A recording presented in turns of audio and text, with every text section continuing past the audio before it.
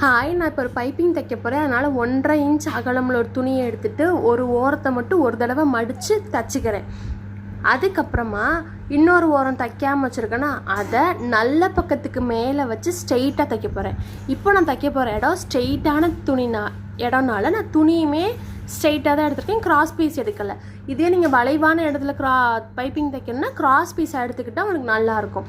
அந்த மாதிரி தைச்சிட்டு உள்பக்கமாக திருப்பும் போது லைட்டாக உங்களுக்கு வெளியில் இந்த ரெட் கலர் எவ்வளோ தெரியணுமோ அவ்வளோ மட்டும் தெரிகிற மாதிரி வச்சு மடிச்சுக்கோங்க. மடிச்சுட்டு இந்த 2 இடமும் ஜாயின் ஆகிற ஒரு இடத்துல பள்ளம் மாதிரி இருக்கும், அதுலேயே ஒரு தையல் போட்டால் கரெக்டாக வரும் பைப்பிங். உருட்டு பைப்பிங்னு இது சொல்லுவோம். இந்த மடிக்கிறீங்களா, மடிக்கும் போதே ஒரு த்ரெட்டை வச்சு தைச்சிங்கன்னா கொஞ்சம் திக்காக இருக்கும், அதை நம்ம இப்போ த்ரெட் பைப்பிங்னு சொல்லுவோம். அவ்வளோதான் வித்தியாசம். நல்லா பாருங்கள், எல்லோ துணியை இதுக்குள்ளே வச்சு அப்படி சுற்றி வைக்கிறேன். அவ்வளோதான். நேரான இடத்துல கையில் நான் பைப்பிங் போட்டது. தேங்க்யூ.